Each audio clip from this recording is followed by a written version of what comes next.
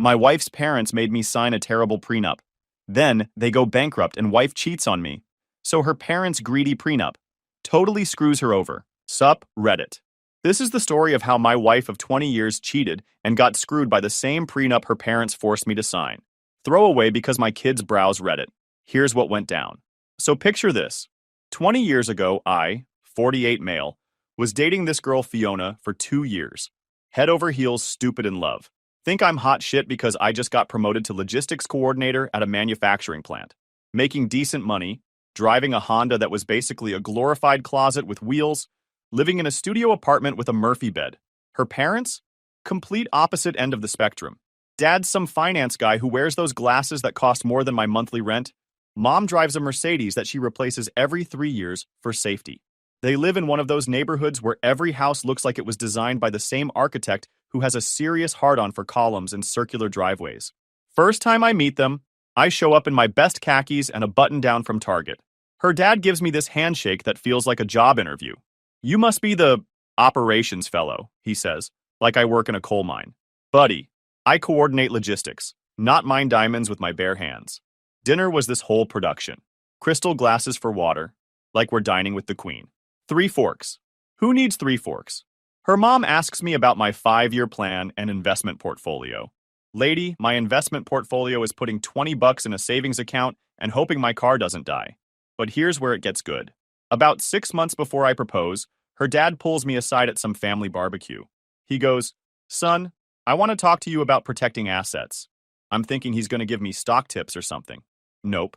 Dude whips out this leather portfolio, not a folder, a portfolio, and starts talking about prenuptial agreements like he's selling me a timeshare. "It's just good business," he says. "Nothing personal. Just protects everyone involved." When I finally propose, ring financed over 18 months because I'm not an idiot, her parents invite me over for a conversation. I show up thinking we're going to talk about wedding venues or some shit. Wrong again. They've got their attorney there. Their freaking attorney. At the kitchen table. With a binder. Not a folder, not some papers, a 3-ring binder with tabs and everything. This thing looked like it could launch missiles. The lawyer's speaking in that monotone voice lawyers use when they're about to screw you but want it to sound friendly. "This is just standard protection for both parties," he says, sliding the binder across the table like it's a peace treaty. I flip through this thing and it's like reading stereo instructions written by someone who hates fun. Separate property. Tabbed in blue. Waiver of maintenance. Red tab. Should have been a warning. Infidelity clause. Orange tab. Yeah, they really went there. Inheritance protections. Green tab. The thing even had a table of contents. Her dad's sitting there acting like this is totally normal, like every engagement comes with its own legal seminar. "It's really quite simple," he says. "What's yours stays yours, what's hers stays hers." Clean and easy. The infidelity clause was my favorite part. If either party cheats and it can be proven by preponderance of evidence, fancy lawyers speak for, "Yeah, we're pretty sure you did it," that person forfeits any claim to attorney's fees. Her mom literally says, "Well, if nobody's planning to cheat, it shouldn't matter, right?" With this smile that could freeze hellfire. Thanks for the vote of confidence, Karen. I'm sitting there like, are you fucking serious right now?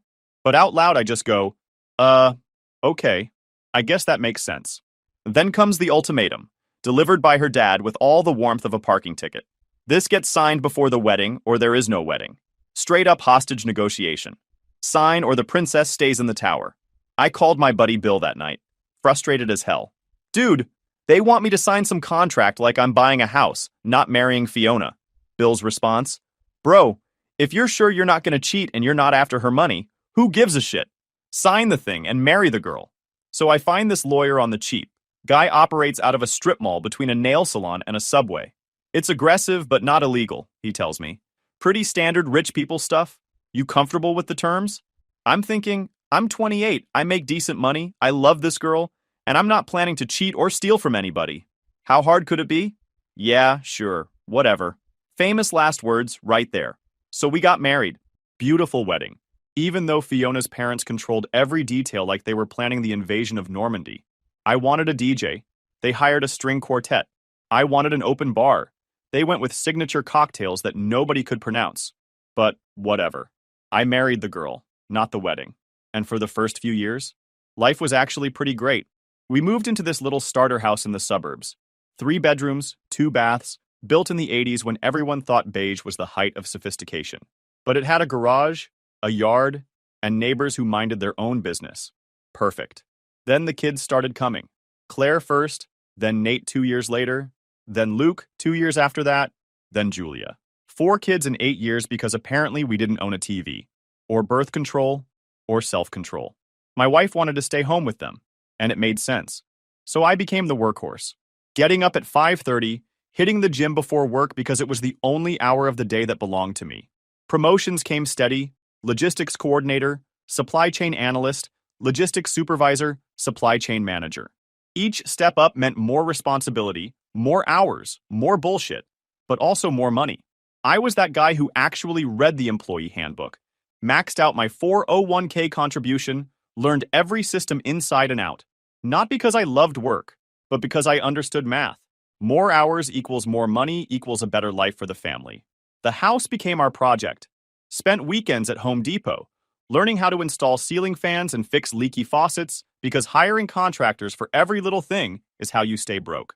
YouTube University taught me more about home maintenance than my dad ever did. The weeknight routine was clockwork.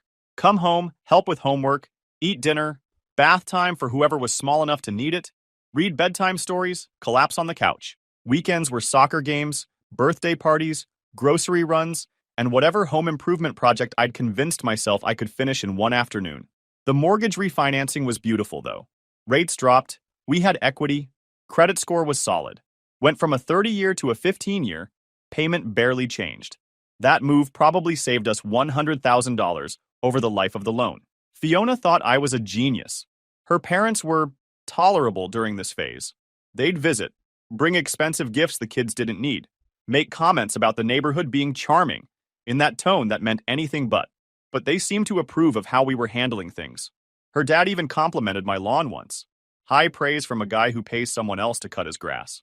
The prenup became this weird family joke. "Thank God you two signed that thing," her mom would say at Christmas dinner. "Keeps everything simple." Her dad would nod like it was his greatest achievement, right up there with inventing fire. I'd just smile and change the subject. Fiona was good at the mom thing, I'll give her credit. She ran that house like a military operation. She knew every kid's teacher, every friend's parent, every schedule conflict 3 months in advance. I handled the money, the maintenance, the planning. She handled the logistics, the social stuff, the emotional heavy lifting. It worked. We paid off the house 3 years ago, 12 years ahead of the original 30-year schedule, right on track with the 15-year refi. Through every bonus, every tax refund, every spare dollar at that mortgage like it owed us money. The kids were growing up good. The house was ours. Work was stable. Money was steady. Normal problems. Normal solutions. I thought we'd figured it out. Then her parents' money started disappearing, and everything went sideways. Around year 15 of our marriage, I started noticing changes in her parents. Subtle at first. They stopped talking about their latest vacation or the new car. Then her dad started asking me about my 401k strategy and whether I thought gold was a smart hedge against inflation. Bad year in the markets became their go-to explanation for everything. Their country club membership lapsed temporarily. The vacation house in the mountains got sold to simplify things. The Mercedes got traded for a Honda. They still tried to keep up appearances, but you could see the cracks. Her dad, who used to talk about money like he was Warren Buffett's smarter brother, suddenly wanted to discuss conservative investment strategies and protecting principal. Translation: dude was scared shitless and had no idea what he was doing. Turns out playing rich guy is easier when you actually have money. Turns out they'd gone all in on some investment scheme that sounded too good to be true because it was too good to be true. Something about emerging markets and guaranteed returns. When it went tits up, it took most of their liquid assets with it. Then came the lawsuits.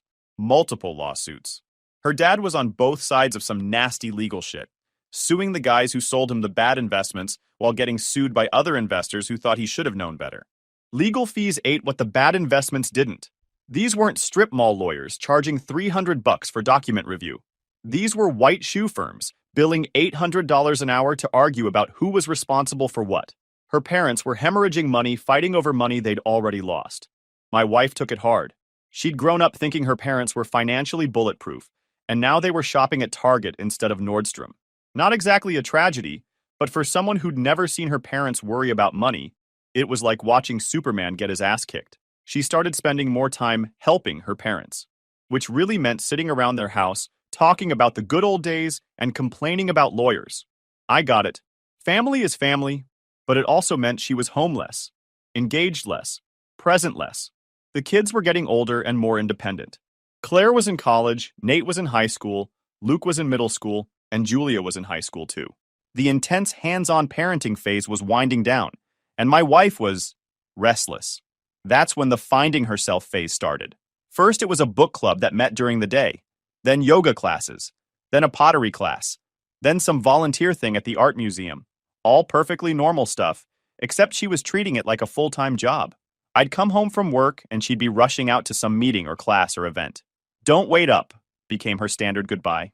I'd handle dinner with the kids, help with homework, do bedtime routine, then sit on the couch wondering when the hell my wife was coming home. When I asked about it, she'd get defensive. I spent 15 years raising your children and running your house. Now I want to do something for me. Like I'd been holding her prisoner or something. Fair enough, I thought. Everyone deserves hobbies. But hobbies don't usually involve staying out until midnight 3 nights a week. The arguments started slow. Little passive-aggressive comments about appreciation and effort. She'd make dinner and then act like she'd performed surgery. I'd fix the garbage disposal and get a lecture about how I never noticed the things she did around the house. "You take me for granted," was her favorite line. Meanwhile, I'm working 50 hours a week, handling all the finances, maintaining the house, and still showing up for every important kid event. But apparently I wasn't emotionally present enough. I tried the date night thing, hired babysitters, made reservations, bought flowers, but it felt forced, like we were both performing instead of connecting. She'd spend half the dinner texting or talking about whatever drama was happening in her art museum volunteer group. The sex dried up around this time too. It went from regular to occasional to special occasions only. When I'd bring it up, she'd say she was tired or stressed or not feeling appreciated. Classic catch-22. Can't feel close because we're not having sex, can't have sex because we don't feel close. I own my part in this. I coasted on autopilot for too long. Work, house, kids, repeat. I figured if I kept handling my responsibilities, everything else would sort itself out. Wrong. But here's what pisses me off. I was still showing up, still working, still paying bills, still fixing shit, still being a dad. I wasn't perfect, but I wasn't checked out either. I was doing what I thought marriage was supposed to be. Partnership, teamwork, building something together. She was doing something else. I just didn't know what yet. The really screwed up part? Her parents started warming up to me during this period. They'd always tolerated me, but now they were actually friendly, asking about my work, complimenting the house, talking about how proud they were of the family we'd built. Her dad even said something like, "You've really provided stability for our daughter." That's not easy in today's world. Coming from a guy who used to act like I was lucky to breathe the same air as his daughter, it was weird. You know how in movies, the guy always finds out about the affair in some dramatic way? Walking in on them, seeing them at a restaurant, finding a love letter? Well, real life is way more boring. I found out because her phone was buzzing on the kitchen counter while she was upstairs getting ready for another one of her yoga nights. Just a notification lighting up the screen while I was cleaning up after dinner. The preview showed a name I didn't recognize, and a photo I'm not going to describe, but let's just say it wasn't from her freaking yoga instructor. I didn't immediately confront her. I didn't scream or throw shit or make a scene. I did what any good operations manager would do. I started documenting. First stop was our cell phone account online. We're on a family plan, so I have access to usage reports. 3 months of records painted a pretty clear picture. Tons of texts and calls to a number I didn't recognize, mostly during work hours. The pattern was obvious once you knew what to look for. Then I checked our credit card statements. Amazing what you miss when you're not looking for it. Business lunches at restaurants I'd never heard of. Hotel charges downtown when she was supposedly at her book club. Little purchases at hotel gift shops, coffee, snacks, stuff you buy when you're killing time between room service and round 2. Find My iPhone was the real goldmine. She'd never turned off location sharing because why would she? We're married, right? No secrets. Except her yoga studio apparently moved to the Marriott downtown, and her book club was meeting at some dude's apartment complex in the afternoons. I printed everything. Built a timeline that would make a prosecutor jealous. Dates, times, locations, expenditures. The whole thing was laid out in a folder. The guy turned out to be some divorced dude she met through her volunteer work. Recently separated, kids every other weekend. The whole midlife crisis package. Found his social media pretty easily. posting pictures of his motorcycle and inspirational quotes about living authentically. Real deep thinker, this one. Probably has no regrets tattooed somewhere. 3 weeks of surveillance confirmed what I already knew. Tuesday and Thursday, yoga, Monday book club, and Friday girls' night were all bullshit. She had a whole second life I knew nothing about. All those late nights, all those mysterious new interests, all those arguments about not feeling appreciated. I'd been trying to fix a marriage that was already over, bringing flowers to a funeral. I called a lawyer the next morning. I walked in with my folder of evidence and a copy of our prenup. She read through everything while I sat there. "How long have you suspected?" she asked. "About a month of knowing for sure. Maybe 6 months of wondering. Good documentation. The prenup is interesting. Waiver of maintenance after the youngest turns 18, and this infidelity clause about attorney's fees. That's not standard language. Her parents' lawyer wrote it." She grinned. "Well, their lawyer just became your best friend. With your youngest at 17, and this level of evidence, you're in an extremely strong position. The question is whether you want to settle or litigate. What's the difference? Settlement is faster and cheaper. Litigation is slower and more expensive. But given this prenup and your evidence, you'd probably win everything you're entitled to plus attorney's fees from her side." I thought about it for about 10 seconds. "How fast can we serve papers?" 2 weeks if you want to do this right. Do it right." I drove home that afternoon and looked at my house differently. 20 years of mortgage payments, weekend projects, and normal family life. The place where we'd raised our kids, celebrated birthdays, argued about whose turn it was to take out the trash. Now it felt like a museum of a life that was already over. But I wasn't sad about it. I was pissed.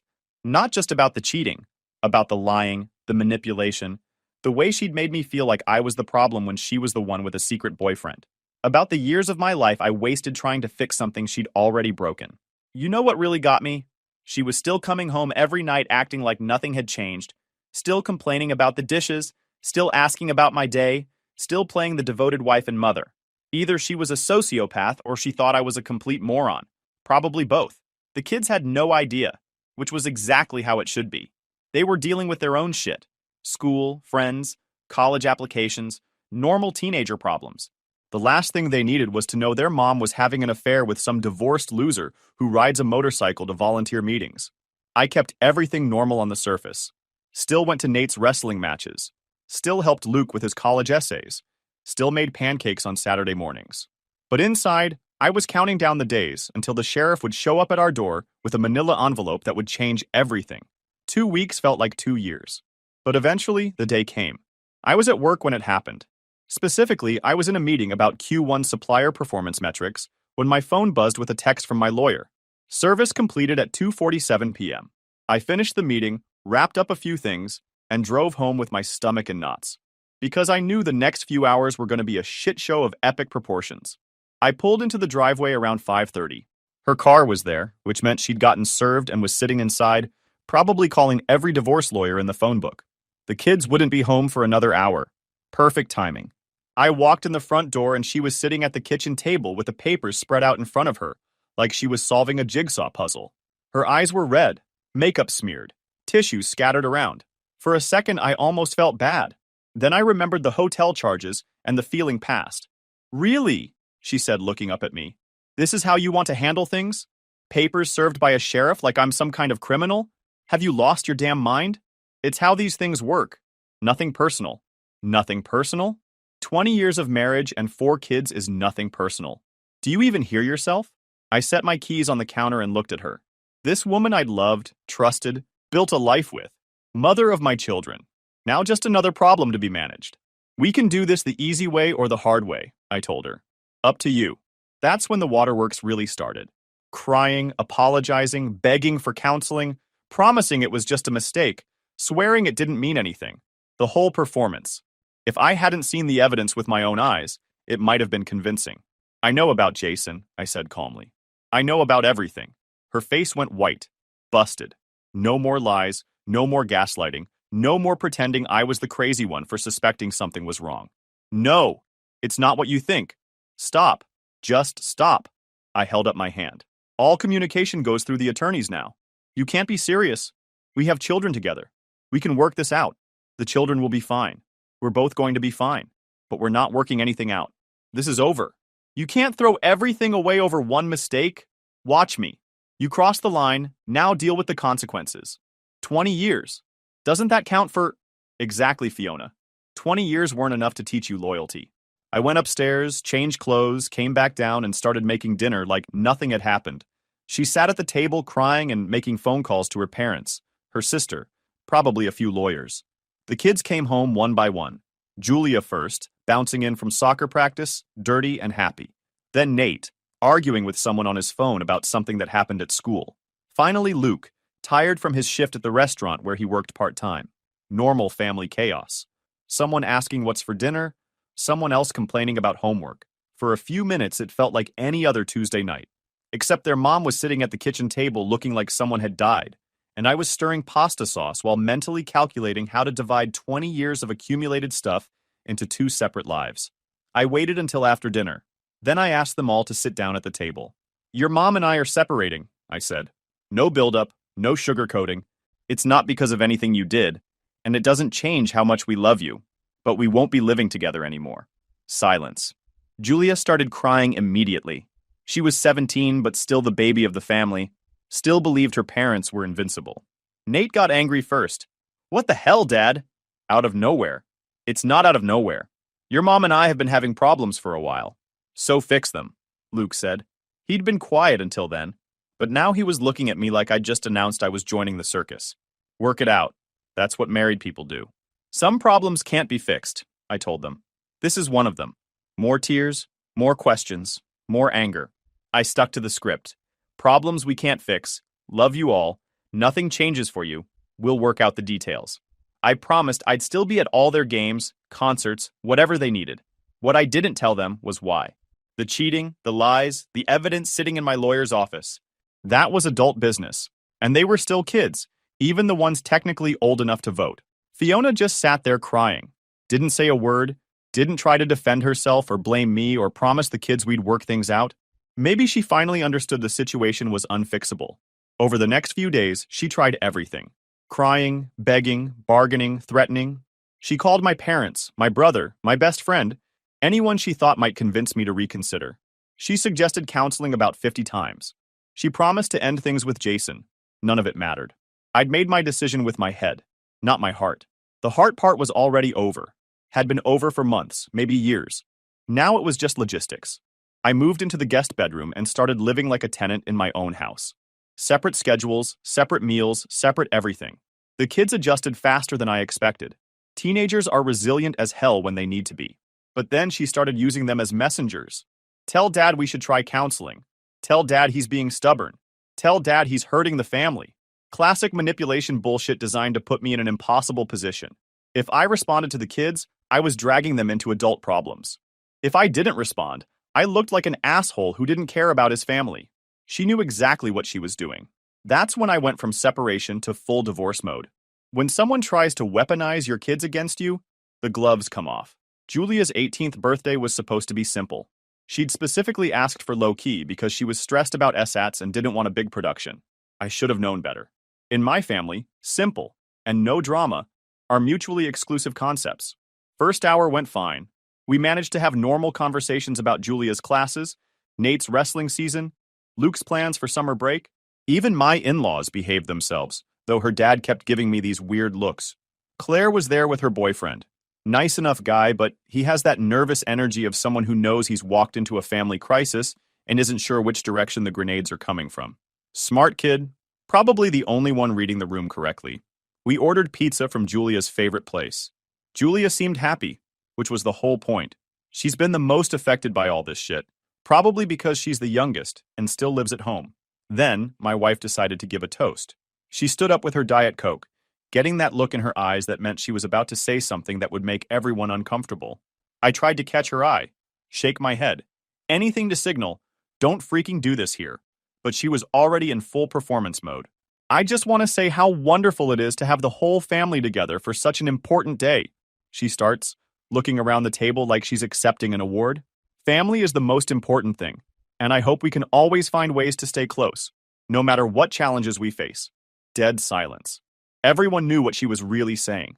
Nate put his fork down and looked at her like she'd just started speaking German. Luke shifted in his chair. Julia's face went red. Mom, Nate said quietly. Please don't do this. Not tonight. But Claire couldn't leave it alone. What's wrong with wanting the family to stay together? She asked, jumping to her mom's defense like she always does. She's just saying she loves us.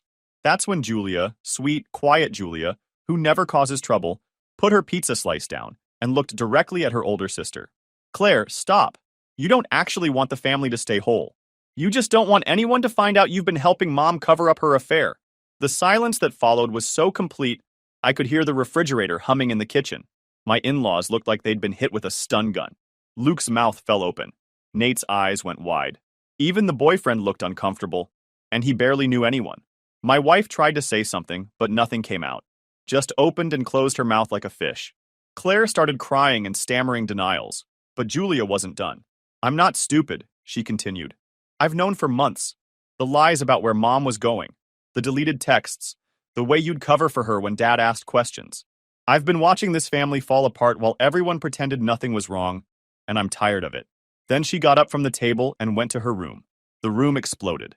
Claire crying, Fiona trying to explain, my in-laws demanding to know what the hell was going on, Luke asking if someone could please tell him what was happening. Nate just sat there looking like someone had told him Santa Claus was real, but also a serial killer. I stood up, grabbed my keys, and addressed the room like I was dismissing a particularly unproductive staff meeting. Party's over. Everyone needs to leave. Now.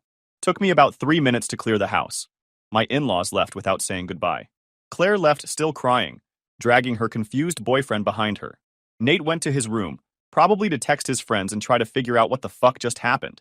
Fiona tried to stay and talk, but I told her to go stay at her parents' house for the night. We'd deal with the fallout tomorrow through our lawyers. I found Julia in her room, sitting on her bed looking exhausted. I'm sorry your birthday got ruined, I told her. It's not ruined, she said. I'm just tired of everyone pretending. It feels better to have it all out in the open. Smart kid. How long have you known? I asked. Since last summer. I came home early from soccer camp and saw Mom's car at some guy's apartment complex. When I asked her about it later, she lied. Then I started paying attention to the other lies. Why didn't you tell me? She shrugged. What was I supposed to say? Hey, Dad, I think Mom's cheating on you? You guys needed to figure it out yourselves. I hugged her and told her she was the best thing her mom and I ever did together, which was true. Then I went downstairs, thinking about how an 18-year-old had just shown more maturity than anyone else in her family.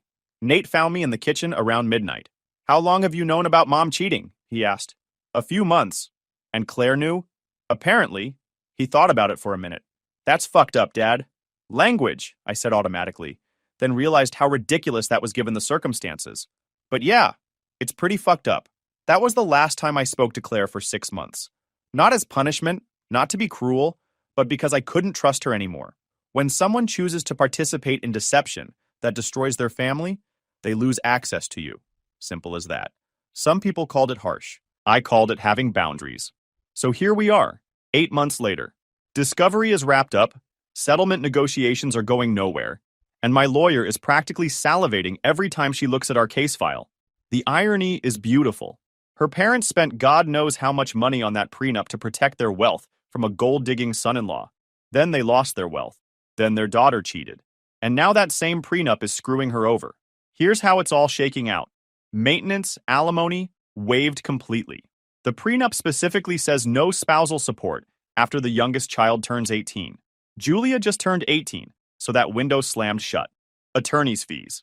Thanks to the infidelity clause and my folder of evidence, she gets to pay her own legal bills while I get mine covered. My lawyer estimates she's already spent $30,000 on attorneys. I've spent about $8,000, which I'll get back. The house. This is where it gets really good. We own it outright.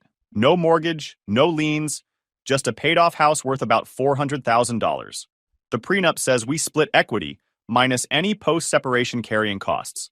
I've been paying all the utilities, insurance, property taxes, and maintenance since we separated. That's about $3,000 per month in carrying costs that I can offset against her share of the equity.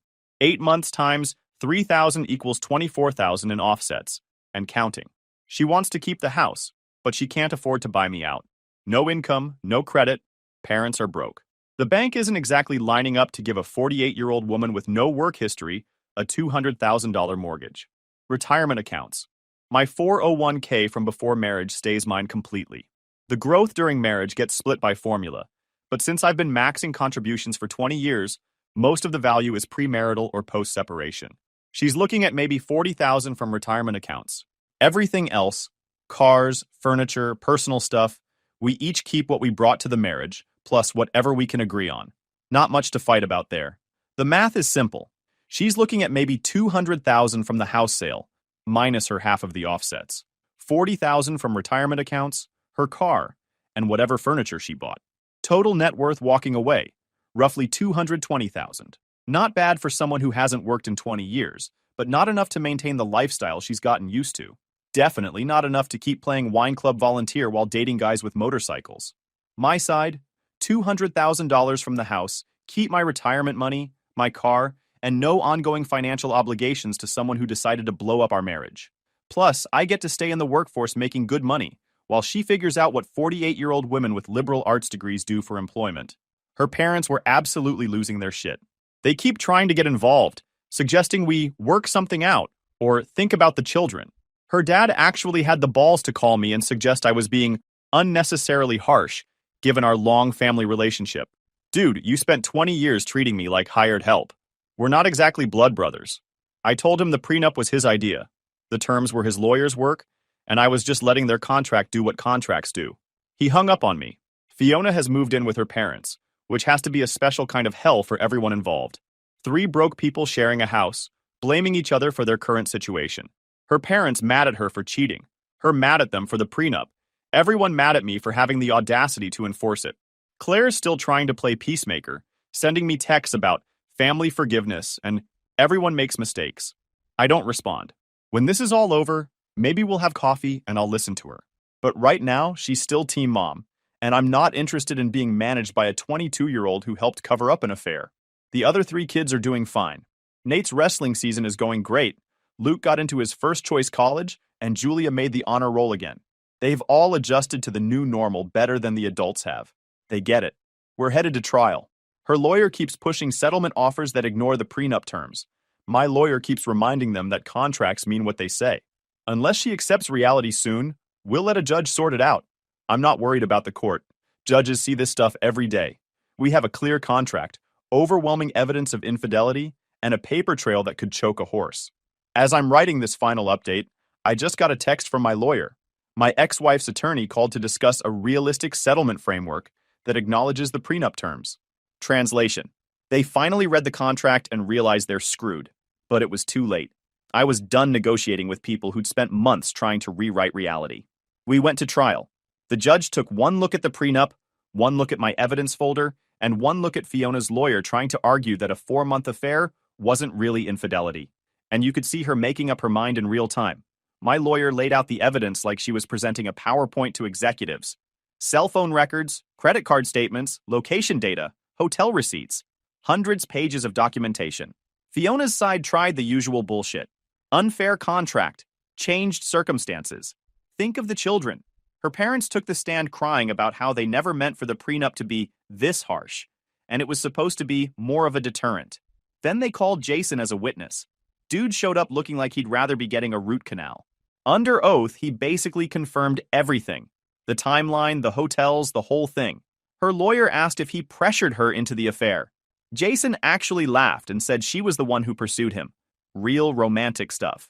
When Fiona testified, she tried the moment of weakness defense, cried on cue, talked about feeling unappreciated. But when my lawyer started asking about the lies, all the specific lies to me and the kids, she fell apart. Had to admit she involved Claire in covering up her trips to Jason's apartment. The judge didn't take long to decide. Came back from recess and basically said the prenup was clear, the evidence was overwhelming, and contracts mean what they say.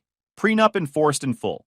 Oh, and thanks to the infidelity clause, Fiona gets to pay both sides attorney fees, about $45,000 total. The aftermath was exactly what you'd expect. House sold, assets divided according to the prenup, everything finalized just like the contract said. Fiona walked away with about $180,000 from the house, after all the offsets I'd been racking up. Maybe $38,000 from retirement accounts, her car, and whatever furniture she wanted. Then got hit with the $45,000 legal bill that wiped out a big chunk of her settlement. I kept $220,000 from the house, all my retirement money, my car, and zero ongoing obligations to someone who decided to trade 20 years of marriage for hotel room meetups. But here's where it gets really good. 2 weeks after the trial, Jason dumped her. Turns out banging a married woman is way more exciting when there's actual forbidden fruit involved. Once she was just another broke divorcee with financial problems, and poetry guy suddenly lost interest, Fiona started working retail at a department store, making $12 an hour, living in her childhood bedroom.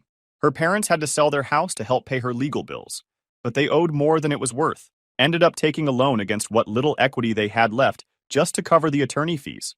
The kids are doing fine. Julia's crushing college, Nate made varsity wrestling, Luke's got his career mapped out. They see their mom when they want to, but they're not interested in pretending everything's normal when it's clearly not. Claire finally stopped trying to play family counselor after about 6 months of me not responding to her "we should all forgive each other" texts. Some bridges you burn, some bridges burn themselves. So that's it, Reddit.